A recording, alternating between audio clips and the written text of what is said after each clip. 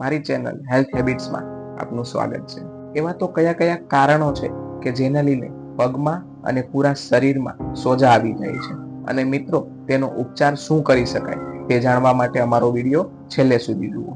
પગમાં અને શરીરમાં સોજા આવવાનો અર્થ એ છે કે મિત્રો શરીરમાં પ્રવાહીનું એકઠું થવું। આ સમસ્યા અનેક કારણોના લીધે થઈ શકે છે। મૂળભૂત કારણોમાં હૃદયની સમસ્યા, કિડનીની બીમારીઓ અને લીવરના કાર્યોમાં બગડવું સામેલ છે। જ્યારે હૃદય યોગ્ય રીતે કામ ન કરે ત્યારે શરીરમાં પ્રવાહીનું એકઠા થવું એ સહજ છે। કિડનીની સમસ્યાઓ પણ સોજા લાવી શકે છે, કારણ કે તે શરીરમાંથી અતિરેક પ્રવાહીને દૂર કરવામાં મદદ કરે છે।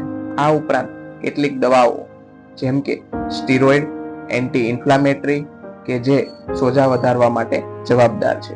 આ પ્રકારના સોજા માટે જીવનશૈલીમાં ફેરફાર એટલે કે વધારે પડતું ખારું ખાવું, એકની એક જગ્યાએ લાંબો સમય સુધી બેસી રહેવું જેવા કારણો જવાબદાર છે।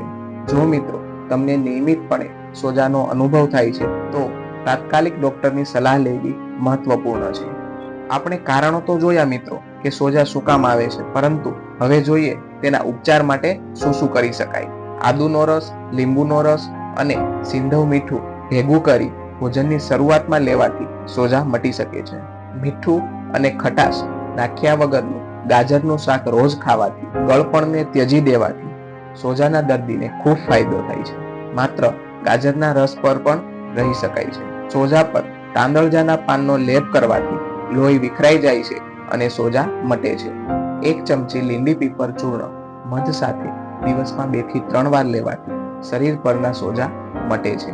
ધાણાને જવના લોટ સાથે વાટીને તેની પોટીસ બાંધવાથી શરીર પરનો સોજો ઉતરી જાય છે। મૂળા અને તલ ખાવાથી ચામડીની નીચે એકત્ર થયેલું પ્રવાહી શોષાઈ જાય છે અને સોજા ઉતરી જાય છે। મૂળાના પાનનો 20 થી 25 ગ્રામ રસ પીવાથી સોજા જલ્દીથી ઉતરે છે। રાઈ અને સંચળ વાટીને લેપ કરવાથી સોજા ઉતરી જાય છે। લવિંગને વાટી તેનો લેપ કરવાથી શરીરના કોઈ પણ ભાગમાં આવેલા સોજા ઉતરી જાય છે।